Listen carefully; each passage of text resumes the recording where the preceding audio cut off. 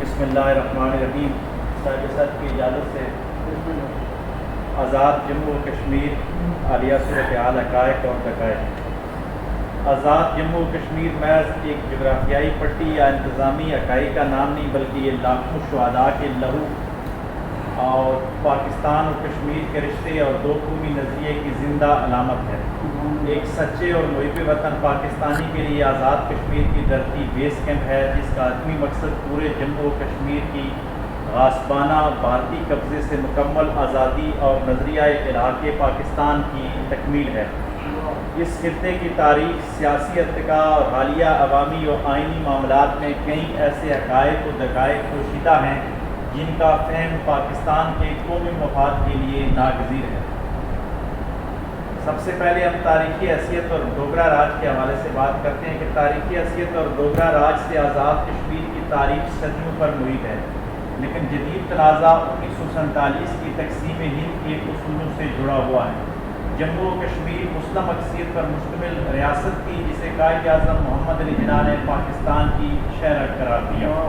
تاہم متعصب ہندو راجہ ہری سنگھ نے عوامی امنگوں کے برعکس سازش کے تحت بھارت کے ساتھ ناجائز علاق کا ڈرامہ رچایا۔ اس ناانصافی کے خلاف آزاد کشمیر کے غیور غازیوں اور قبائلی بھائیوں اور مجاہدین نے اپنی مدد آپ کے تحت ایک مسلح جدوجہد کا آغاز کیا اور ڈوگرا فوج کو پسپا کر کے موجودہ آزاد کشمیر کا خطہ آزاد کروایا۔ ڈوگرا کو باقاعدہ کشمیر بیچا گیا تھا، انگریز نے کچھ پیسے لے کے بیچا تھا، اور باقاعدہ ڈوگرا سکھ حکمران تھے جو یہاں سے مالیہ لے کے انگریز کو دیتے تھے اور مسلمانوں کی حکومت کرتے تھے۔ اس کے پھر کبھی انشاءاللہ تفصیلی بات کریں گے۔ یہ دھرتی اس قربانی کی بنیاد پر آج بھی تحریک آزادی کے بیس کیمپ کے طور پر جانی جاتی ہے۔ علاق پاکستان، روح کشمیر اور پائیدار رشتہ۔ کشمیر اور پاکستان کا رشتہ کسی عارضی معاہدے کا محتاج نہیں، بلکہ یہ کلمہ طیبہ، جغرافیہ، ثقافت اور دریاؤں کے بہاؤ کا ایک قدرتی ملاپ ہے۔ قرارداد الحاق پاکستان۔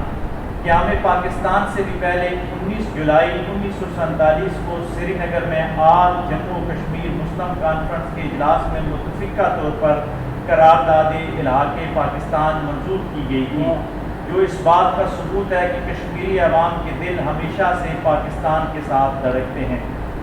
پاکستان کا اصولی موقف۔ پاکستان نے ہمیشہ اقوام متحدہ کی سلامتی کونسل کی قراردادوں کے مطابق کشمیریوں کے حق خود ارادیت کی کھل کر حمایت کی ہے اور اسے اپنی خارجہ پالیسی کا اولین ستون رکھا ہے۔ جموں کشمیر لبریشن فرنٹ اور خود مختاری کا نعرہ۔ کشمیر کی سیاست میں جموں و کشمیر لبریشن فرنٹ جیسے گروپس کی جانب سے آزاد یا خود مختار کشمیر مطلب پاکستان اور بھارت دونوں سے الگ ریاست کا نعرہ بھی ابھرتا رہا ہے۔ ایک محب وطن اور حقیقت پسندانہ پاکستانی نقطۂ نظر سے اس نظریے کا جائزہ لینا ضروری ہے۔ سیاسی حقیقت پسندی یہ ہے کہ کشمیر ایک اسٹریٹجک فلیش پوائنٹ ہے، جس کی ایک طرف توسیع پسند اور فاشسٹ مائنڈ سیٹ والا بھارت ہے، دوسری طرف عالمی طاقت چین ہے۔ ایسے ماحول میں ایک زمین بند اور کمزور معیشت کے حامل خود مختار کشمیر کا بقا برقرار رکھنا تقریباً ناممکن ہوگا۔ بھارتی سازش کا خطرہ۔ تیسرا آپشن جو خود مختاری کا نعرہ لاشعوری طور پر کشمیریوں کی طاقت کو تقسیم کرتا ہے، جس کا براہ راست فائدہ نئی دلی کو پہنچتا ہے۔ بھارت ہمیشہ سے یہی چاہتا ہے کہ کشمیری تحریک نظریہ الحاق پاکستان سے دور ہو جائے، لہٰذا کشمیریوں کی بقا، سلامتی اور ترقی صرف پاکستان کے ساتھ مضبوطی سے جڑے رہنے میں ہی پناہ ہے۔ جموں کشمیر جوائنٹ عوامی ایکشن کمیٹی۔ آغاز سے اب تک کا سفر، یہ ابھی جو حالات خراب ہیں۔ آزاد جموں و کشمیر جوائنٹ عوامی ایکشن کمیٹی کی تحریک اس بات کا زندہ ثبوت ہے کہ پاکستان اور آزاد کشمیر میں عوام کے جمہوری حقوق، احتجاج اور ریاستی شنوائی کا ایک بہترین اور شفاف نظام موجود ہے۔ یہ تحریک نہ تو ریاست کے خلاف تھی اور نہ اس کا مقصد پاکستان کے ساتھ تعلقات کو نقصان پہنچانا تھا، بلکہ خالصتاً معاشی ناانصافیوں، بیوروکریسی کی شاہ خرچیوں اور بنیادی حقوق کے اصول کی ایک پرامن عوامی جدوجہد تھی۔ ایک محب وطن پاکستانی کے نقطۂ نظر سے اس تحریک کی ابتدا سے لے کر کامیابیوں اور اس میں گھسنے والے سازشی عناصر کی تفصیلات کا جائزہ مرحلہ وار لینے کی کوشش کرتے ہیں۔ تحریک کا پس منظر: آزاد کشمیر کی مختلف سول سوسائٹیوں، تنظیموں، تاجروں، وکلاء اور بیدار مغز شہریوں نے مل کر جوائنٹ عوامی ایکشن کمیٹی کی بنیاد رکھی۔ بنیادی سبب یہ تھا کہ عالمی معاشی بحران کے اثرات، بجلی کے بلوں میں غیر معمولی اضافہ، انتظامیہ کی نااہلی اور بھاری ٹیکسوں، گندم کی بوری پر سبسڈی کا خاتمہ، اور عوامی بیانیہ عوام کا موقف انتہائی سادہ اور منطقی تھا کہ منگلا ڈیم کی بدولت سستی بجلی پیدا کرنے والے خطے کے شہریوں کو پیداواری لاگت کے مطابق بجلی دی جائے اور بنیادی ضرورت کی اشیاء کو عام آدمی کی پہنچ میں رکھا جائے۔ ان مطالبات کے پیش نظر جموں کشمیر عوامی ایکشن کمیٹی نے پائیا جام ہڑتالیں کی اور پھر تحریک میں شدت آئی اور راولہ کوٹ، مظفر آباد، میرپور، کوٹلی وغیرہ میں احتجاج کا سلسلہ تیزی سے ہوا۔ تمام طبقہ فکر کے لوگ سڑکوں پر نکل آئے، بجلی کے بل نہ دینے کا بائیکاٹ شروع ہوا۔ آزاد کشمیر کے محب وطن شہریوں نے اپنے احتجاج کو گراؤ، جلاؤ اور پرتشدد کارروائیوں سے محفوظ رکھا جو ان کے پختہ شعور کو ظاہر کرتا ہے۔ لانگ مارچ اور حکومت پاکستان کا مثبت رد عمل 2024 میں آیا۔ جب مئی 2024 میں ایکشن کمیٹی نے مظفر آباد کی طرف لانگ مارچ کا اعلان کیا تو معاملہ ملکی و بین الاقوامی سطح پر توجہ کا مرکز بن گیا۔ حکومت پاکستان کا فوری اور بصیرت افروز فیصلہ، پاکستان کے وزیر اعظم اور وفاقی حکومت نے معاملے کی سنگینی اور عوامی امنگوں کا احترام کرتے ہوئے فوری طور پر 23 ارب کا تاریخی امدادی پیکج جاری کیا۔ 23 ارب کا تاریخی امدادی پیکج پاکستان میں آج تک تاریخی طور پر ریکارڈ میں کسی احتجاج کی صورت میں نہیں ہوا، اور آزاد کشمیر میں 2024 میں جو بنیادی حقوق تھے اس کی حکومت پاکستان نے 23 ارب روپیہ دیا ہے، اور کامیابی کے ساتھ ان کے 38 مطالبات میں سے 36 مطالبات کو اسی وقت ہی مان لیا گیا، جس میں آٹا سستا، بجلی پہ سبسڈی، ساری چیزیں ابھی تک بھی ان کو مل رہی ہیں۔ جو پاکستان میں نہیں ہے، پاکستان میں یہ چیزیں نہیں ہیں، لیکن پاکستان نے ان کو دی۔ ایک تاریخی طور پہ ایک فرق واضح ہوتا ہے کہ آزاد کشمیر اور مقبوضہ کشمیر میں کتنا فرق ہے۔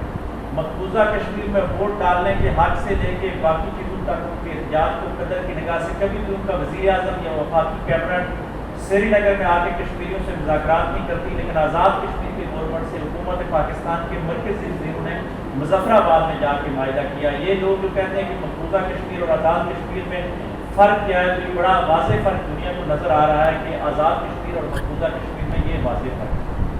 بجلی اور آٹے کی قیمتوں میں نمایاں ریلیف ملا، بیوروکریسی کی شاہانہ مراحل میں کٹوتی کی راہ ہموار ہوئی۔ یہاں پہ ہمارا جو عظیم دشمن ہے ہندوستان، اس نے چند غدار صرف لوگوں کو خریدا اور ملک دشمن عناصر کو عوامی ایکشن کمیٹی کے اندر شامل کروایا۔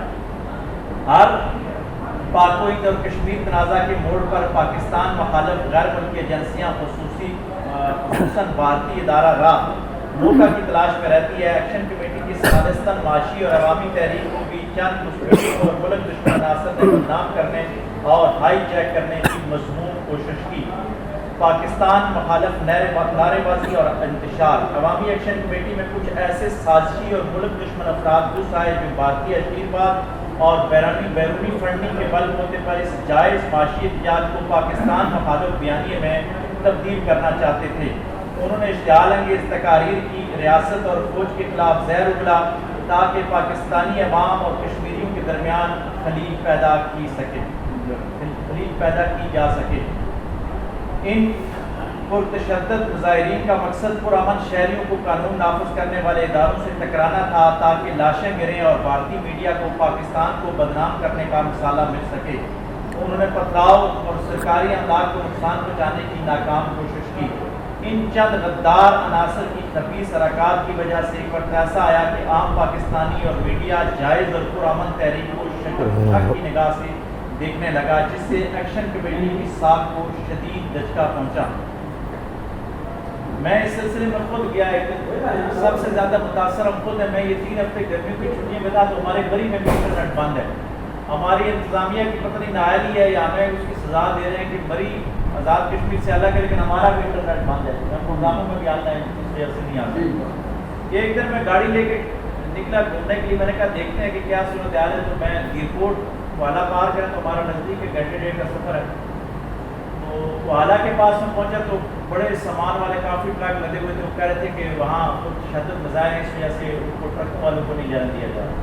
خیر میں اپنی گاڑی لے کے گیا، میں دیرکوٹ بازار تک پہنچا، پھر نیلا بٹ گیا جہاں پہ پہلی گولی چلائی تھی مجاہد اول سردار عبدالقیوم خان کی قیادت میں لوگوں نے، اور اس میں ہمارے قوم کی 31 بریگیڈ بھی شامل تھی۔ وہ مجاہدین کی یادگار بھی میں نے فاتحہ پڑھی، عام لوگوں سے میں ملا، دیرکوٹ کا ہر عام آدمی یہی کہہ رہا جو مجھے لوگ ملے ہیں کہ یار یہ راولہ کوٹ میں چند لوگ بیٹھے ہوئے، ہم پوری کشمیری قوم پاکستان کے ساتھ ہیں، ہمیں کس چیز کی سزا دی جا رہی ہے کہ ہمارا انٹرنیٹ بند ہے اور ہمارا سامان نہیں آنے دیا جا رہا، ان کو گرفتار کیا جائے یا ان کے خلاف آپریشن کیا جائے، ہمیں اس چیز کی سزا نہ دی جائے۔ یہ وہ زمینی حقائق ہیں جو بیٹھے ہوں۔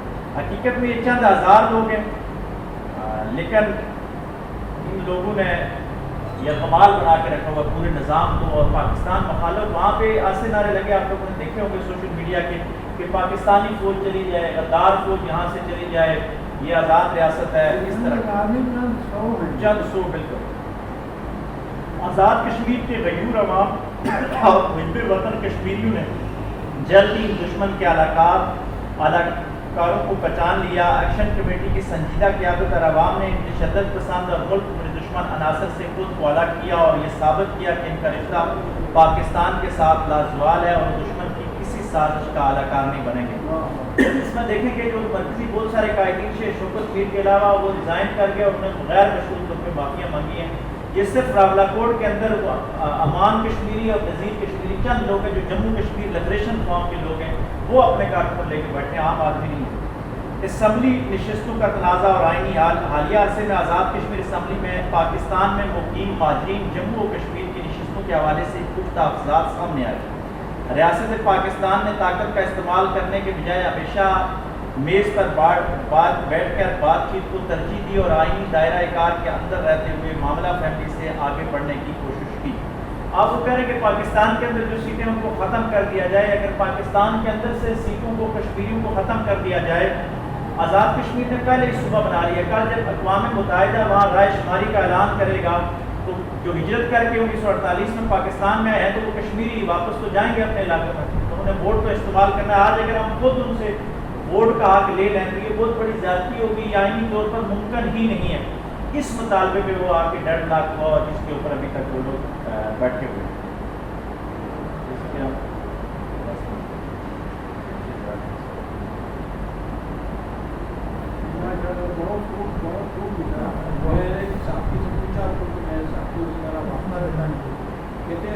ساتھ جو ہیں وہ جو الوداع سے چاہتے ہیں قومیت وہ ہے، اور ایک جو ہے اس میں وہ بہت نام تو نہیں مجھے بتایا گیا تھا۔ اچھا چلیں گے، میں 1 منٹ جی بس اس کو کلوز کرتے ہیں درمیان میں۔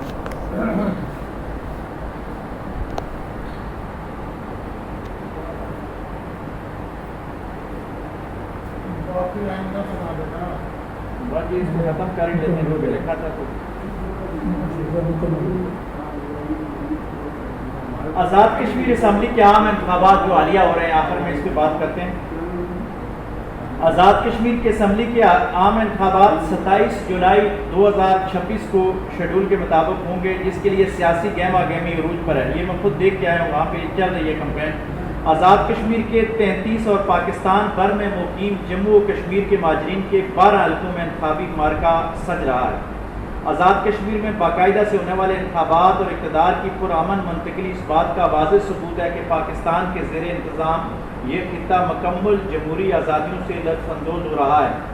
مقبوضہ کشمیر سے موازنہ، یہ صورتحال بھارتی مقبوضہ کشمیر کے بالکل برعکس ہے، جہاں پر نئی دلی نے اگست 2019 میں آرٹیکل 370 ختم کر کے کشمیریوں کو ان کی چھوٹی موٹی خود مختاری سے بھی محروم کر دیا ہے اور وہاں فوج کے سائے میں کٹ پتلی راج قائم کر دیا گیا ہے۔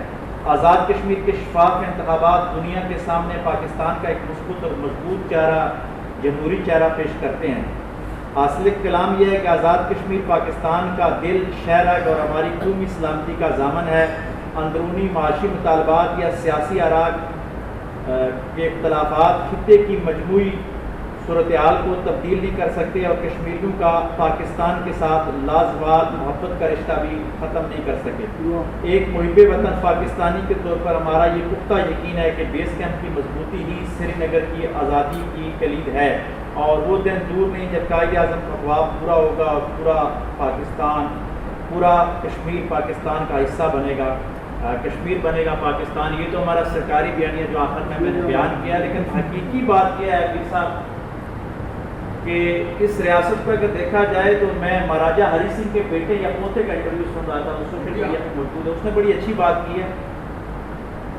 اور ڈاکٹر منموہن سنگھ نے بھی اقوام متحدہ میں ایک بات بڑی اچھی کی ہے جو میں نے اس میں شامل نہیں کی کیونکہ یہ تحریر سے الگ تھی۔ وہ ایک تو ڈاکٹر منموہن سنگھ نے اقوام متحدہ کے اجلاس میں جب وہ وزیر اعظم تھا تو اس نے کہا کہ دنیا بہت آگے جا چکی ہے، 70 سالہ پرانی قراردادوں کے مطابق تو فیصلہ نہیں ہو سکتا۔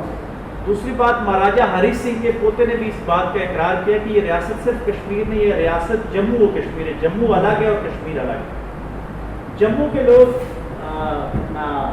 کوکب صاحب کبھی بھی پاکستان کی طرف اس انداز کے ساتھ نہیں، ویلی جو کشمیر کے لوگ ہیں یہ ہمارے ساتھ ملتے ہیں۔ راجہ بازاری ان کی منڈی تھی، سری نگر سے سودا جاتا تھا، ہمارے رشتہ داریاں کشمیر، سری نگر، بارہمولہ تک یہ سارا علاقہ۔ لیکن جو بات کر رہا ہوں، ہمارے پردادا جو تھے یہاں سے نثار لے کے جاتے تھے جی، تو میں نے ان سے ان کے بیٹے سے خود سنا جی بالکل۔ اور ہماری سے یہ راستہ یا کوٹ کی سڑکیں سے یہی راستہ تھا، گھوڑوں پہ یا خچروں پہ۔ یہ لوگ ہمارے ساتھ اس طرح بندھن میں، سری نگر میں میر وائز عمر فاروق ہوں، سید علی گیلانی اللہ ان کی تربت پہ کروڑ رحمتوں اور برکتوں کا نزول فرمایا، 80-90 سال تک وہ بندہ انڈین جیلوں میں یہ کہتا رہا کہ ہم پاکستانی ہیں، پاکستان ہمارا ہے۔ ڈاکٹر آسیہ اندرابی جو جماعت اسلامی کی مرکزی رہنما ہے، ان کی عمر بھی کچھ 70 سال سے اوپر ہے اور وہ ابھی بھی اس وقت بھی جیل میں، لیکن جیل سے بھی 23 مارچ اور 14 اگست کو وہ لوگ مناتے ہیں۔ لیکن اس کے ساتھ ساتھ حقیقت یہ ہے کہ جموں کے لوگ پرامن نے انڈین غلامی کافی حد تک تسلیم کر لی ہے۔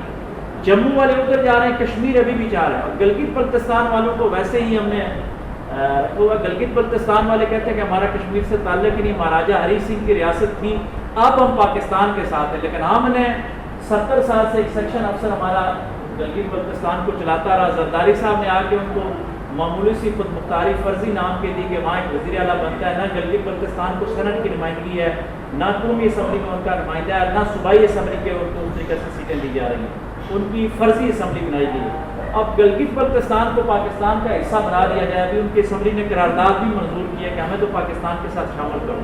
کشمیر کے لوگ بھی ملنا چاہ رہے ہیں، لیکن جموں میں غیر مسلم بھی رہ رہے ہیں، اور حال اس کا وہی ہے جو پیش بھی ہوا تھا، لیکن پرویز مشرف کی حکومت کو بگڑ دیا گیا۔ اس کے بڑے غلط کام تھے، تو اچھا کام کرنا چاہا تو اس کی حکومت کو ادھر ختم کر دیا۔ اس نے کہا کہ جس طرح انڈیا اور پاکستان کی پارٹیشن ہوئی ہے کہ سکھ ادھر چلے گی، مسلمان ادھر آ گئے، جموں اور کشمیر کو اس طریقے کے ساتھ تسلیم کر لیا جائے کہ یہ پورے کا پورا نہ انہوں نے ہمیں دینا ہے۔ نظریاتی طور پہ تو ہم مانتے ہیں ہماری شہر ہے کہ جموں کشمیر سارا، لیکن عملی طور پر وہ بھی سپر پاور، وہ بھی ایٹمی طاقت، ہم بھی ایٹمی طاقت، ملنا مشکل ہے۔ تقسیم ہی ہوگا کہ جموں کے جو مسلمان ہیں اگر وہ چاہیں تو کشمیر آ جائیں، اور کشمیر میں جو پنڈت وغیرہ یا ہندو ہیں وہ ادھر چلے جائیں، اسی طریقے کے ساتھ حل ممکن ہے اگر ہو سکے تو، ورنہ کیا پتہ پیر صاحب کی طرح ہماری اگلی نسل بھی، لیکن ہمارے ایمان کا اور ہمارے نظریات کا بنیادی حصہ ہے۔ اور یہ بات میں بڑے وثوق کے ساتھ کہہ سکتا ہوں، ابھی بھی ہمارے بہت دوست ہیں، میں نے کہا سری نگر جانے کا مجھے تو مجھے کشمیری مجاہدین کے حکومت وہ کہتے ستی صاحب آپ چلیں، اس وقت بھی باڑھ بھی لگی ہے، ہمارے پاس راستے موجود ہیں، آپ کو 2 دن سری نگر میں رکھیں گے اور واپس لے آئیں گے۔ تو میں نے کہا عبد المودی کی حکومت لے کے تو جاؤ گے، میں واپس کیسے آ رہا ہوں؟ تو انہوں نے کہا سری نگر کا ہر گھر میں کوئی پتہ چل جائے کہ پاکستانی ہے، وہ اپنی جان سے بڑھ کے اس کا آج بھی احترام کرتے ہیں۔ تو اللہ تبارک و تعالیٰ سری نگر کو جلد پاکستان کا حصہ بنائے، اور یہ جموں کشمیر عوامی ایکشن کمیٹی میں جو غدار دوسرے ہیں، ہم یہ مطالبہ کرتے ہیں حکومت سے کہ ان کو کیفے کردار تک پہنچائے اور بنیادی جو انسانی حقوق ہیں ان کے پورے کیے جائیں۔ بہت شکریہ۔